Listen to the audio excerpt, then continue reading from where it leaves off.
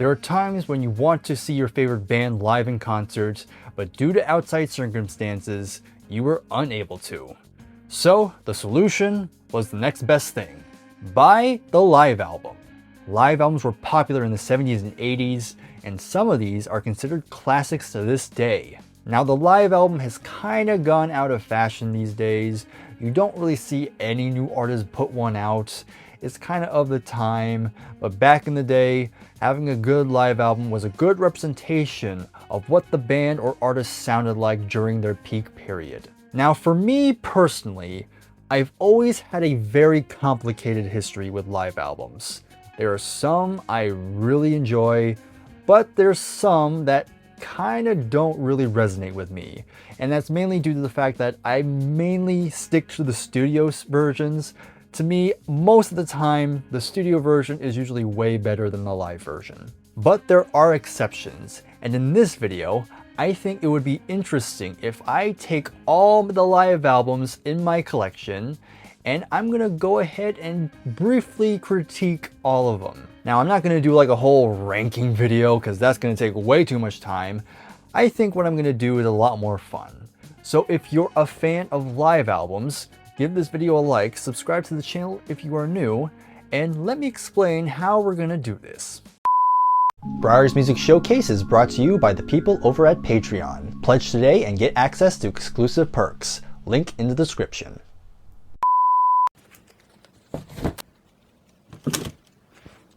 So yeah, I miraculously have a pretty big collection of live albums from various different bands and artists. Now, I know I said I am not the biggest fan of live albums, but you're probably wondering how I came across all these. Well, some of them I bought on my own, because they're usually seen as classics, and so had to get them, especially for bands I really love. But a good chunk of these were given to me by viewers, so to all those people who gave me the live albums, thank you very much. And we're gonna talk about pretty much most of these. I think this is all of them. Hopefully I'm not forgetting anything important. But how are we gonna discuss which ones of these live albums are good and which ones I feel are just not really worth your time? Well, I have one way, and we're gonna kind of talk about it right now. And there you go. We have the table separated into 4 separate sections. So I'm going to go through each and every live album I have, and I'm going to determine whether it's excellence, which means it is mandatory listening. You have to hear it once in your life. Then we have the good section, which is still pretty nice. Not my thing totally, but just worth your time.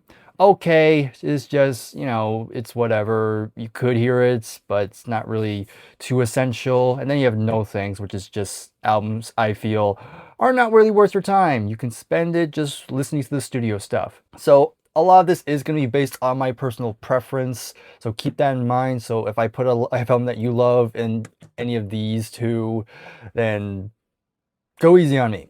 All right, so we're just going to jump right into it right now. I won't be going in any specific order, so I guess I'll start over here with this ABBA live album. This was, I think this came out in the 80s, and it was kind of unlicensed, or it wasn't really authorized by the band. The record label just decided to put it out by themselves, and the band weren't really happy about it. And I also think the band was already broken up by this point, because this came out, I'm trying to see when this came out right here.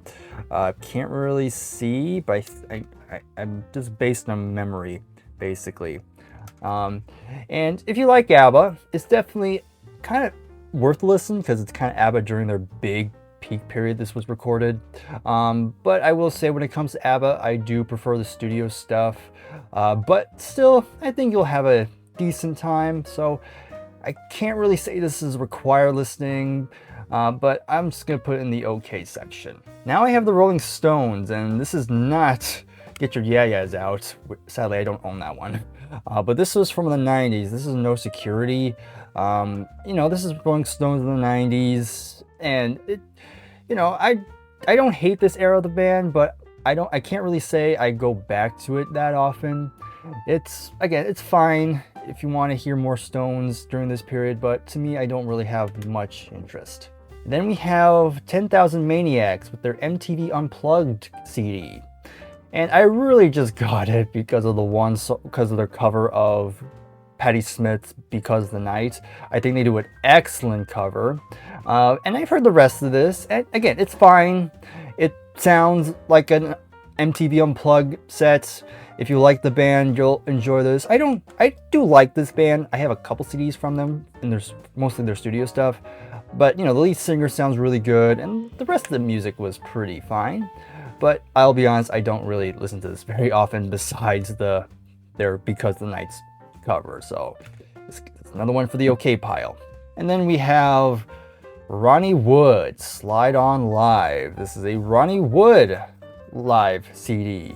And very interesting packaging. One of the few CDs that have this sort of digipack thing with the snap-on case, which I don't think aged too well, but this one held up pretty decently.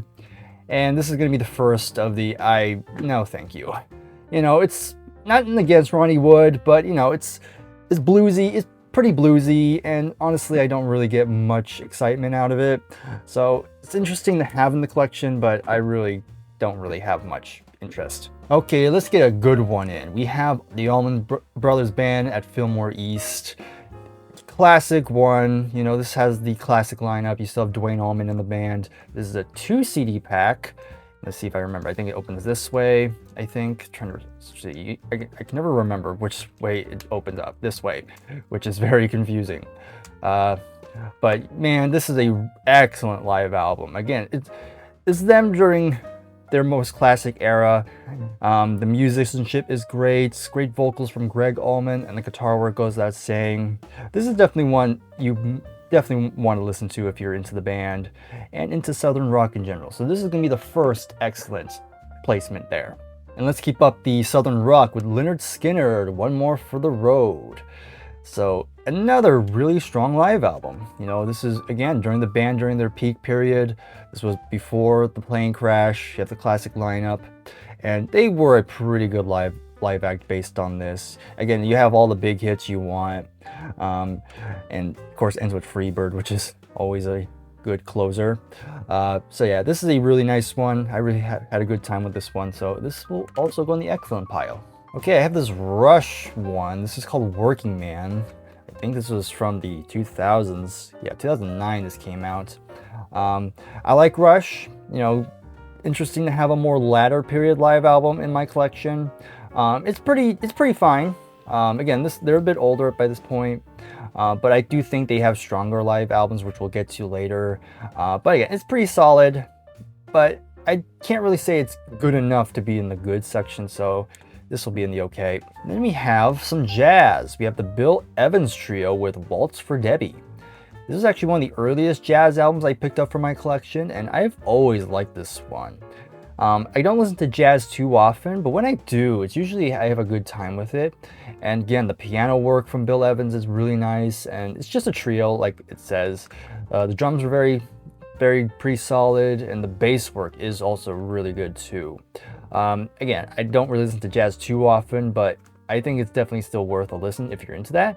So this will be the first one that will go in the good section. Let's get another Rolling Stones. We have Flashpoint.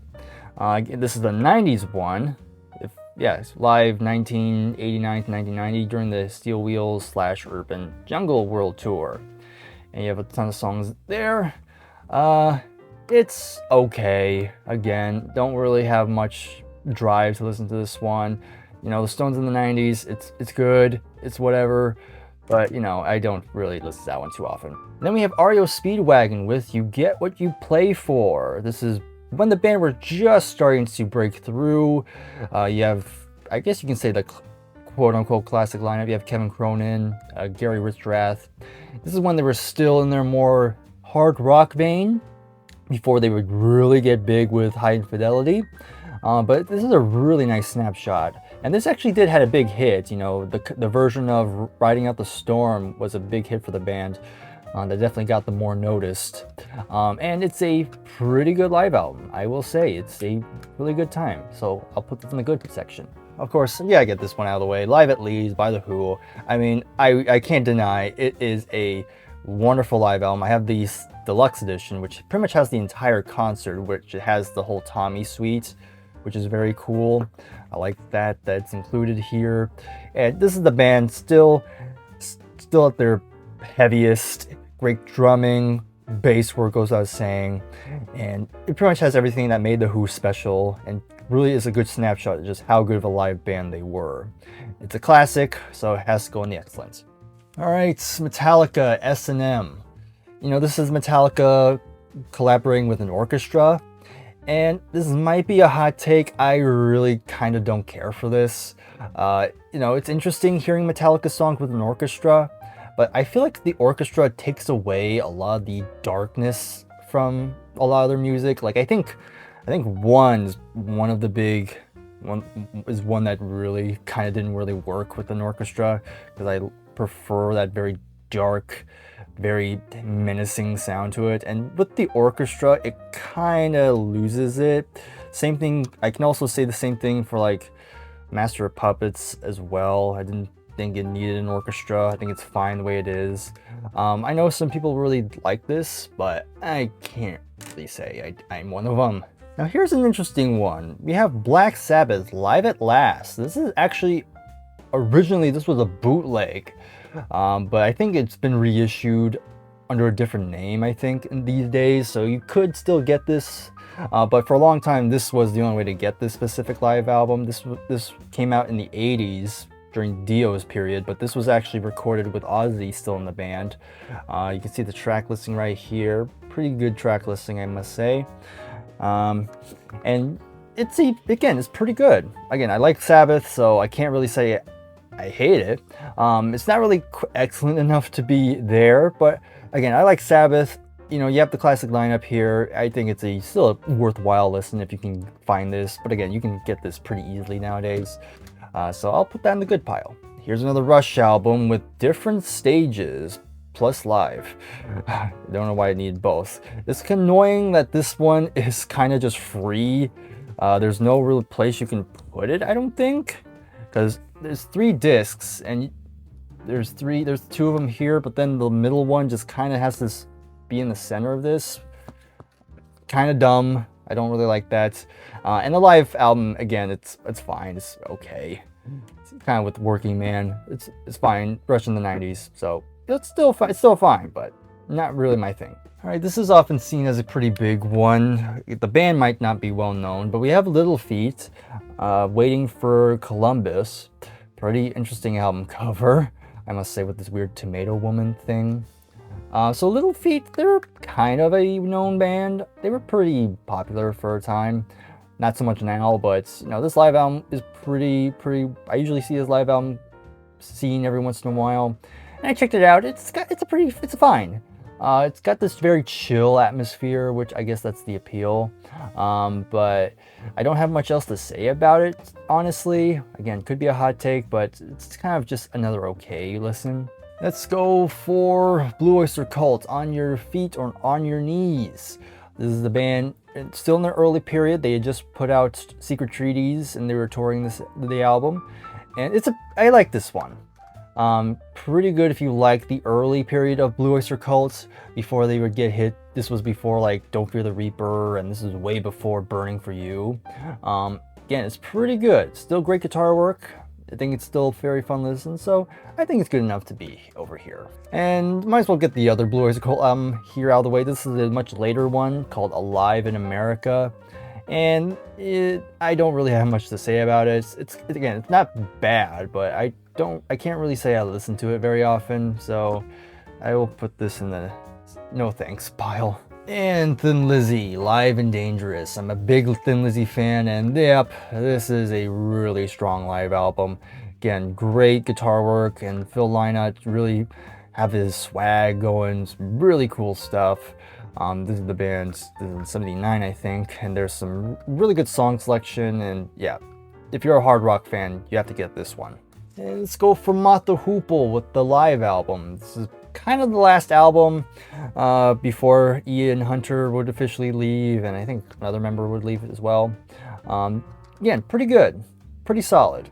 I think it's just good enough to be in the good pile. I was debating whether to put this whether good or okay, but I like Mata Hoople enough that I think the live album is worth listening at least a couple times. And now we get to an interesting one. Here is Kate Bush, and this is called The Tour of Life.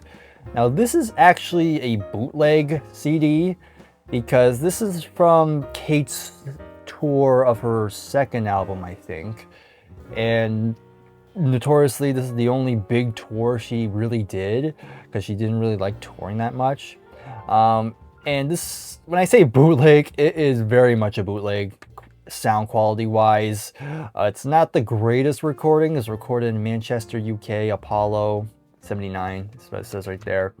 But if you're a Kate Bush fan, I think it's worth seeking if you're a collector.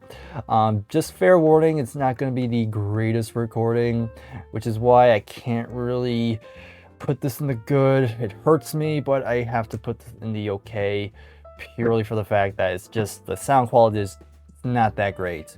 Although you do have it does come with some bonus tracks where Kate covers a couple Beatles songs, which is kind of interesting. She covered She's Leaving Home and The Long and Winding Road, and even a little duet with Peter Gabriel, which is kind of neat, but still it's gonna be in the okay. Queen has to be mentioned, of course. I do have quite a bit of Queen. We'll talk more about them later. We have Queen Live at the Rainbow, 1974. If you love the early period of Queen, this is a must-own. Again, you have a lot of the early stuff, and you have two different live concerts with this. You have the Queen 2 tour over here on disc 1, and then you have the Sheer Heart Attack tour on disc 2, which is really nice, very cool. And I like this album cover too. I like the purple, very fitting. So, of course, a little bit biased, but yeah, this has to be in the excellent pile. Okay, here we have some black metal. Yes, I do in fact have a black metal live album. This is Mayhem, live in Leipzig. Hopefully I said that right. There's the cover, Evil as Ever. So Mayhem, this is them kind of, I guess during their class, it's hard to describe what's the classic run of Mayhem, because this is with their first like well-known singer, Dead. That's his stage name, just Dead. With a lot of black metal, especially during this time, the audio quality is going to be dog shit because that's how they liked it. So you think I would put this on the lower tier, but I mean, it's black metal. It's supposed to kind of sound kind of, very poor, very raw, very lo-fi. So shocking enough, I'm gonna put this in the good pile because I actually do like Mayhem. Again, I like black metal to an extent, and I think it's for what it is. It's kind of a very, if you're in the right mood, you can have a good time. But this is not for everyone. If you are not into black metal, just avoid this at all costs. But to me, I think it's worth being in the good pile. Okay, Lou Reed, Rock and Roll Animals up next. And it's, again, pretty good. I mean, the band that Lou got for this specific tour is pretty nice. I mean, there's not many songs, only 5 songs on here, which is kind of a shame. That's very short. But the playing is definitely the big highlight. I mean, he changes things around. He doesn't play the songs exactly how he did when he originally recorded it. He kind of does his own thing. But it is a pretty nice live album, all things considered. Again, if you're not a big Lou Reed fan, again, you might not enjoy it as much, but I came out pleasantly surprised with this one, so it's actually going to go good. Here is a Deep Purple one. This is Grotz, 1975. This is with the Mark III lineup of the band, and it's pretty cool to have a live album with this lineup. Again, they sounded really top-notch here, and the audio quality is pretty good too. If you love the Mark III lineup Deep Purple, this is one you definitely want to try and get your hands on. Well, now we got a classic to a lot of people. We have Live at Folsom Prison from Johnny Cash. Johnny Cash, one of the big names in country music. I mean, to a lot of people, this is like mandatory listening. But for me, I'm not a country fan. I'm not the biggest fan of this style of music. I don't mind it, but do I listen to this often? No.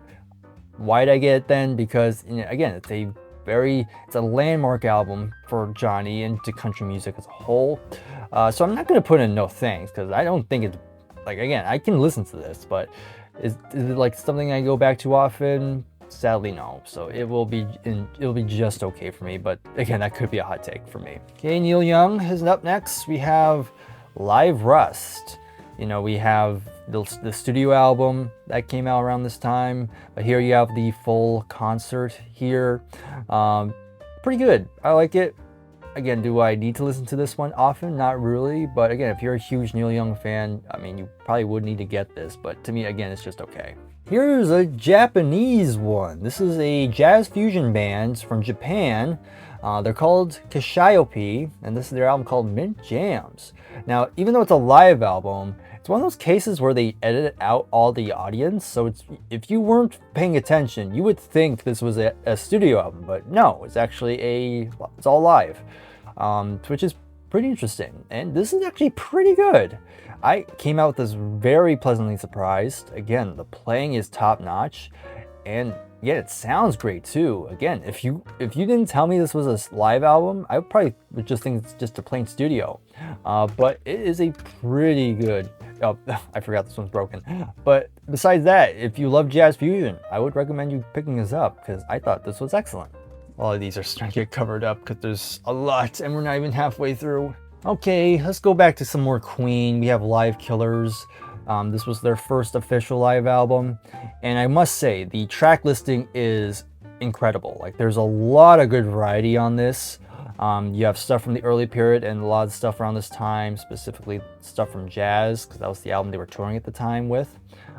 So the track listing is great. My only gripe, and this might be a hot take because I know Queen fans do enjoy this one, I find the audio quality not as good as it should be. I think Queen have much better live albums, i.e. that Rainbow one we did earlier. But it's still, I think it's worth getting if you're a Queen fan. But to me, again, a hot take, but it's not quite excellent, but I'll still put in the good pile just for the track listing alone.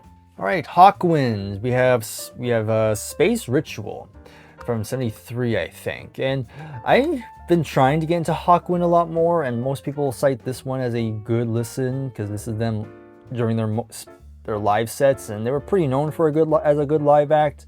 It's space rock, progressive rock, mainly those two genres, a bit of psychedelia, if you will.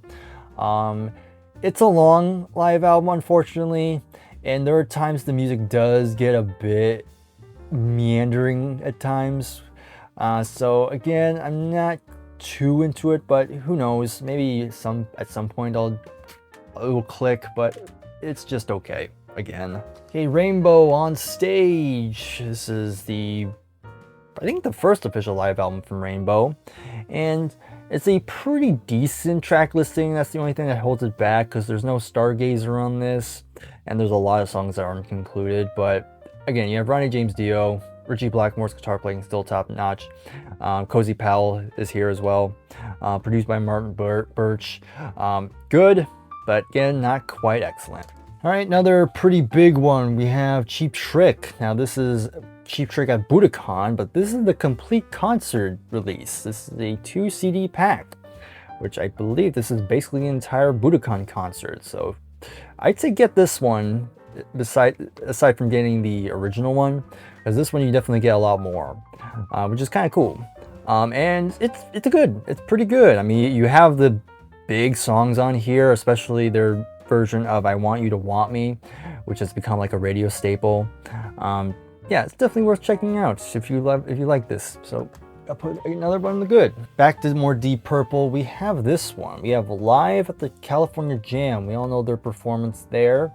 And we all know how Richie Blackmore ended it, which I won't go into. I think it's a little snapshot of that. So yeah, this is I think they were one of the last acts to go on. They weren't the last, but due to Richie, Emerson, Lake and Palmer had to wait a long time before they could go on. So this is interesting. I mean, you could just look at the whole thing on YouTube, and so I wouldn't say this is like you should get it right away, but again, if you're a completionist, yeah, you can get out of it. I do think it's a good performance, but in terms of like essentialness, you could just go on YouTube for this. But let's talk about a really good Deep Purple live album. We have the classic Made in Japan.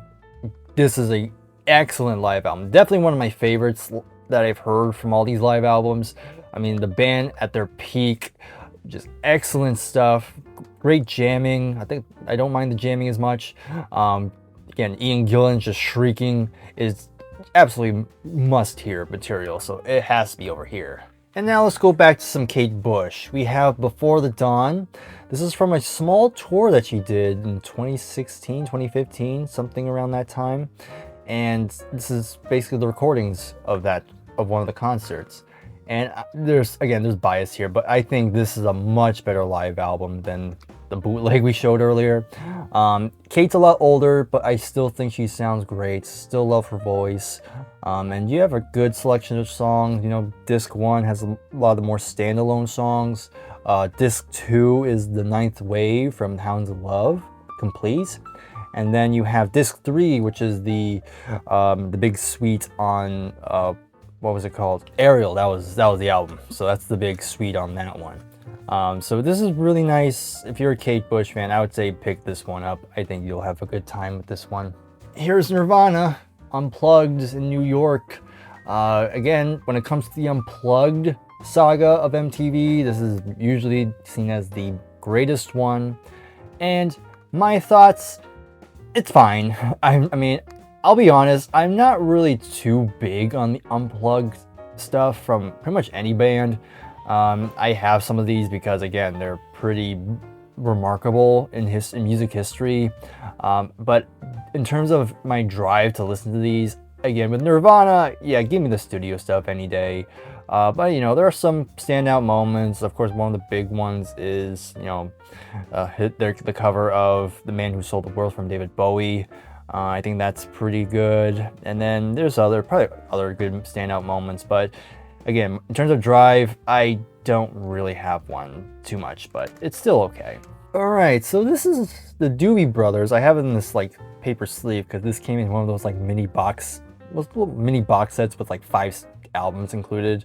But for this Doobie Brothers one, they included this live set. This was from a farewell tour because I think at one point they thought about quitting, which of course that doesn't age well now because they're still going.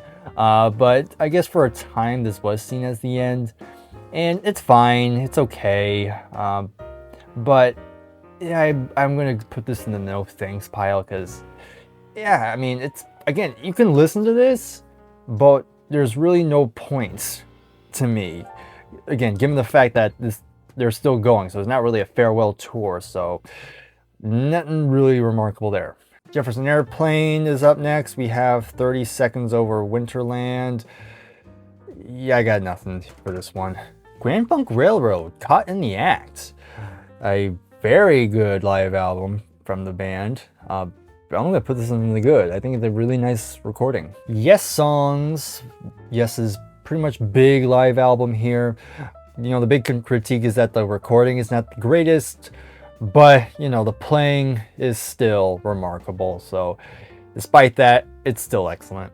I can't really say the same for Yes Shows. It's not quite as remarkable as that, but it has a pretty good track listing, I guess. Just a little bit different, and the album cover is still pretty nice, but it's a big step down from Yes Songs to me. Now here is The Who live at the Isle of Wight Festival 1970. This came out in the 90s, but they released this on a CD. And here goes my hot take. I think I prefer this over Live at Leeds. I can't explain why, but I just think the recording on here is really good, and I think I just prefer the performances on this than Live at Leeds. But again, Live at Leeds is still a classic, so because Live at Leeds in here, I'm gonna put it over here. Deep Purple, Nobody's Perfect. This is an 80s live album. Now, I don't hate this, but you know, this is when Ian Gillan's voice is not quite as it once was. There's still some good selections on here, but again, you're gonna see when it comes to Deep Purple, I have a few of the latter period stuff, and most of them I hear once and I don't mind it, but for the most part they're just okay. And then here's Ozzy Osbourne and Randy Rhoads with Tribute. This was released to honor Randy Rhoads, so there they are right there. And you know, you have Randy playing really good. And of course, this is Ozzy. You all know Ozzy around this time. I like this one. But I will say I don't listen to this one too often. I don't know why I don't. So I can't really say. This is actually a tough one because again, the playing's still good, but do I want to listen to it right away? Not very often. Then we got Pink Floyd, Pulse. Now this is the non-lit box set because I think there's a version of this where the box actually lights up. I only got the cheap one. That's fine, it's whatever. I'm pretty familiar with the Pulse live concert because you see a lot of people react to videos from this particular show for good reason. It's a really well done, especially during this time. You know, this is like latter Pink Floyd, but still, it's kind of stood the test of time, if you will. So I'm still put this in the good pile. All right, here is an interesting one. We have Head East, and this is called Concert Classics. This is kind of just a compilation of live cuts from this band. Yeah, I don't really have much to say on that one. And then you have The Best Concert Ever by Jonathan Coulton. Procol Harum. This has a long title. Live in concert with the Edmonton Symphony Orchestra. So yeah, it's Procol Harum paired with an orchestra, and it's okay. Again, I don't have much to say on that one. Led Zeppelin is here. We have How the West Was Won, a 3-disc pack, so it's a pretty long live album, but I'll be honest, this might be my favorite Led Zeppelin live album. I think it's heavy, good recording, and yeah, the band during their peak years, I think. So it's definitely a must hear if you're a Led Zeppelin fan, so it's gonna go in the excellent. And that's not to knock on The Song Remains the Same, the soundtrack to the film of the same name, which is basically just a live concert.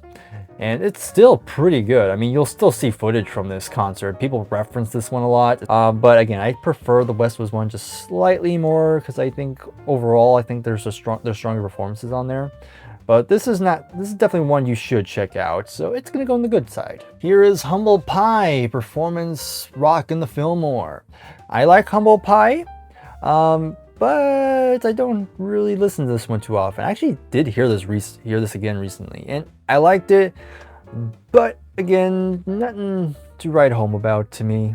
Here is Santana again with Sacred Fire, again another latter period album here, and similar to the last one I just showed, I don't really listen to it that much. We have another famous unplugged concert with Eric Clapton. Of course, you have the versions of Layla and Stairway to Heaven, which are pretty notable, but the rest is fine. I mean, it's cool that this comes with both the audio stuff, but it also comes with the actual concert video. So it's kind of a nice packaging, but again, similar to a lot of the other unplugs I've shown, I don't really listen to it too much, but it's got those standout moments. Yet another Deep Purple with Live at the Olympia 1996. Again, same thing with the other latter period Deep Purple album I've showed. It's fine, it's solid, but again, it's just nothing that special. Now we finally get to a good Rush album that's really solid. We have Exit Stage Left. This is from the 80s, and you have a good track listing back here from early and stuff that was out at the time. Yeah, not much to say. You can get a Funko Pop with this even, which is kind of interesting. And let me just finish out all the Rush ones. We have All the World's a Stage. This is them during the early period. This is when they just released 2112. And just like Exit Stage Left, this is definitely another must listen to if you're a Rush fan. Now here's one of my favorites. We have Genesis Live. Really good Genesis album. Again, this is during the Peter Gabriel era. And you know, the main critique is that this should have been a double album. I think there's a lot more songs they could have put on here. But the songs they do include are still pretty remarkable, like Watch of the Skies, Get 'Em Out by Friday, Return of the Giant Hogweed, Magical Box, and probably my favorite version of The Knife. Yeah, it's another pretty excellent live album. And another excellent live album is Uriah Heep from 1973. I did a video on Uriah Heep recently, and I've talked about this live album very highly. And yep, bias aside, it's gonna go over here. Paul McCartney's here with Paul McCartney and Wings, Wings Over America. Another excellent live album. I really enjoyed the recording on here, and Paul and the rest of the band are really nice. And you pretty much have all the big songs you want to hear, even. And most people talk about this album because it has the definitive version of Maybe I'm Amazed. Although, hot take alert, I prefer the studio version of Maybe I'm Amazed a lot more, but still a good version. And yet another Rolling Stones, we have Stripped, and the title sums it up. It's stripped down, more, I guess, not as rockin', but so again, with that said, no thank you. So let's just go back to Paul McCartney. We have Good Evening New York City. This was I forgot what year this came out. I know it's a latter period one. And it's okay. Not as good as Wings Over America, but it's hard to beat that one. Oh, all right, let's go back to some Genesis. We're gonna do 2 and 1 because these are basically, they're basically just companions. Because you have The Way We Walk, Volume 1 and 2. We have the shorts and the longs, and pretty much sums it up. This one has a lot of the more shorter, popular songs. This has more of the lengthier tracks. A little bit of the prog stuff from years past, but not too many of the Peter Gabriel stuff. It's mostly still keeping in with the Phil Collins stuff. Yeah, I like these. They're fine. Do I need to hear them? Honestly, not so much. I would rather hear the studio versions of a lot of their 80s stuff, honestly. But again, there were some decent moments in there, so it's just okay. Emerson, Lake and Palmer with Then and Now. You have live stuff from the early period, from that California jam we showed earlier, and then you have the Now tour from the 90s. I mean, it's fine. It's okay. But again, with ELP, I do tend to gravitate more towards the studio stuff, so not really fully my thing. Deep Purple, 2013, Rome, Italy. Has an interesting feel. It has a very authentic cardboard, it feels like. Granted, this could mean you could damage this a lot easier, but oh well. Definitely one of the stronger latter period Deep Purple live albums I've heard. It's still gonna be in the okay pile, but it's not too bad. Grand Funk Railroad is here again. This is the live 1971 tour. Now this one I think is a lot stronger than Caught in the Act, I think. Maybe because I like this period of the band a little bit more. Still, it's a trio. They were very heavy. And I heard this entire album on my Patreon page. So if you want to hear my full thoughts on this one, go ahead, check it out on Patreon. So it's gonna go in excellence. Like, if that doesn't spoil anything too much. Back to some more Queen with Night at the Odeon, 1975. This was released to celebrate the 40th anniversary of Bohemian Rhapsody, because this contains the earliest, probably the first ever time they did the song live. They made it part of a medley. You have Bohemian Rhapsody up to the guitar solo, which goes into Killer Queen. Then you have a section from March of the Black Queen, and then finishes out with the finish of Bohemian Rhapsody. So historically, it's pretty significant. I still think you should check it out. Again, not as strong as Live at the Rainbow in terms of early Queen, but it's still worth checking out. And here is Bob Dylan, live 1964, concert at Philharmonic Hall. And this is him during his folk period. Most people say this is when he was at his peak, before he went electric. For me though, I am more of a fan of the electric stuff, so hearing a 2-disc set of him just an acoustic guitar and harmonica, again, that can only hold my attention for so long. So again, I understand if you might enjoy this a lot more, but I mean, it's hard, but I don't really have much of a need for it. And here's my last Rainbow live album. It's hard to tell because this was a used copy and the album cover is not really there. But this is live in Munich, 1977. This was. I do prefer this over on stage personally, because there's a bit more songs on here. Of course, there is another live album from Rainbow I do want to get, because that version has Stargazer, so that one could be my favorite. But for now, this is, in terms of my collection, this might be the best one. But that's just me. Here's Fanny, with Live at the Beat Club 1971-72. To a lot of people, if you want to truly check out Fanny, you have to hear them live.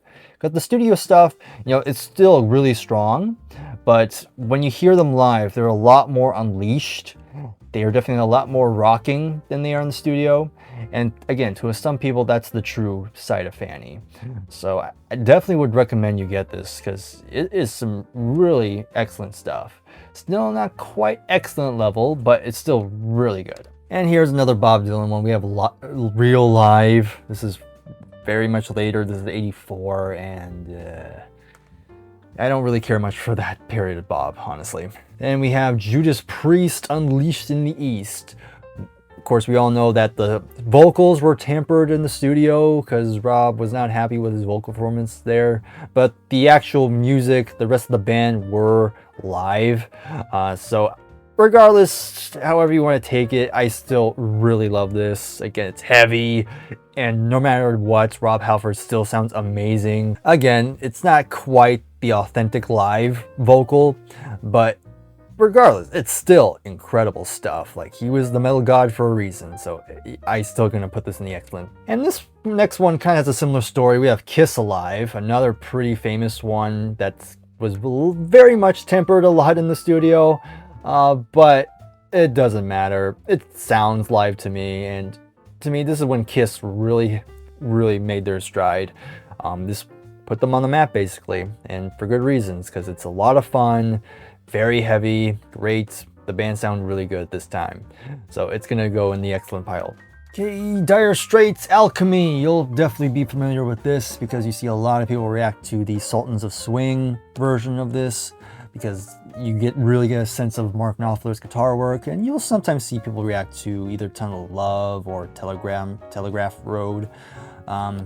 So it's pretty good. It's pretty good regarding that. In terms of how often I listen to this one, not too much, but I can't really put in a good, because again, I don't really listen to this one too often, but it's still, I guess it's still worth listening to, but for me, it's still just okay. And then we have MC5, Kick Out the Jams, which is their debut album essentially, which is kind of interesting. Their first album is a live album. You don't really hear that too often. And it's pretty good. It's pretty heavy. You can hear the influence it would have for punk bands. And I think it's recorded very good and very interesting album cover. So this is actually a shock. I'm going to put this in the good pile. And then I'm going to go through 3 Queen live albums in a row. We're going to start with Live at the Bold. This was during the Hot Space tour, and another pretty good one to check out. Very good recording and good track listing. And I will say the Hot Space tracks they play here sound way better here than they are in the studio. That's just me though. So it's not quite excellent, but it's a very good one still. And then we have Queen's probably the worst live album with Live Magic. It's during the Magic tour, and you think this would be good, but the big thing that draws this one back is that they edited some of the songs to make them shorter. I don't get why. What's the point of that? I think that's sacrilege. So I think this is not worth your time when it comes to Queen live albums, but I'm not gonna put it here. I'm still gonna put in the okay, but still keep that in mind if you ever want to pick this one up. And then the better version of Live Magic, we have Live at Wembley Stadium. Yep, this is the one you want to get if you want 80s Queen. Again, you have great selection of songs from different eras, and it's the last tour with Freddie before they would stop, and then of course we all know what happens afterward. Definitely really good. Check this one out if you're a Queen fan. That's going in excellent, by the way. And then we have a box set. We have Genesis BBC Broadcast. This is a collection of various BBC recordings they did, and it's pretty interesting. Again, you get a lot here. My only critique is that I feel like I kind of wish there was more stuff from the Peter Gabriel stuff, because it's really all the Peter Gabriel stuff is only on one disc. Everything else afterwards all fill, which again is not a bad thing, but I kind of wish there was more. Again, that might have been because either they're lost or they really didn't do that many when Peter was in the band. Still, I kind of wish there was a bit more of that, but it's still, I guess if you're a Genesis fan, you could pick it up, but with all that said, I'm still going to put this in the okay. And I have one more to talk about, And it's another box set. We have UFO, Strangers in the Night. Another pretty big live album from this band. Of course, with this box set, you get not only the original album, but you have all the different concerts they did. And most people have done this little fun game where you listen to all the different recordings and you find the actual version that ended up on the original. I think that's kind of cool.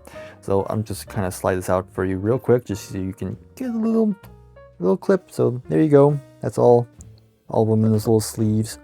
Kind of nice. But yeah, I mean, I love UFO, and especially during this time. This is the kind of the last release with Michael Schenker before he would officially leave.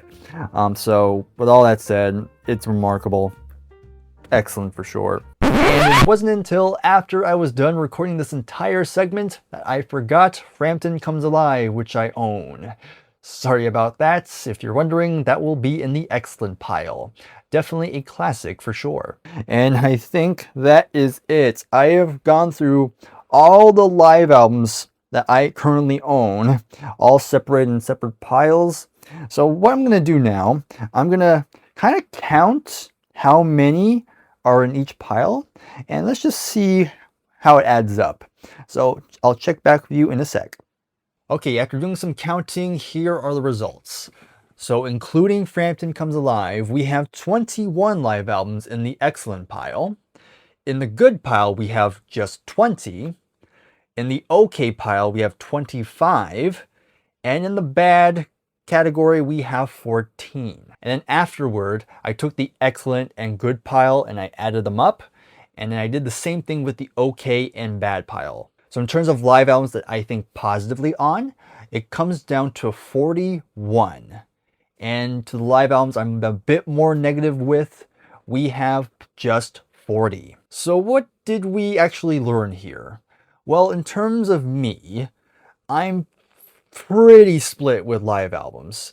There's definitely a little bit more good than there are bad, but it's still pretty even. Some days I resonate with a live album. I think it's almost as good as a studio album, but there's still quite a lot that I'm kind of like, they're fine, but I wouldn't go back to them too often, which is something I pretty much said in the beginning of this video. So me and live albums will always have that complicated love-hate relationship. Again, I'm not going to stop getting live albums because I know for a fact there's other very highly regarded live albums that I don't own yet. And we'll see, maybe down the roads, those live albums will be in the good pile, but who knows, they could also end up in the bad pile. So only time will tell if there's any more live albums that I need to hear. But those are just my results. I'm curious of what your results would have been. Hopefully you were playing along as the video was going on, where you would put these live albums, and you can tell me your results in the comments below. And if you have any recommendations on what live album I should check out next, I look forward to those as well.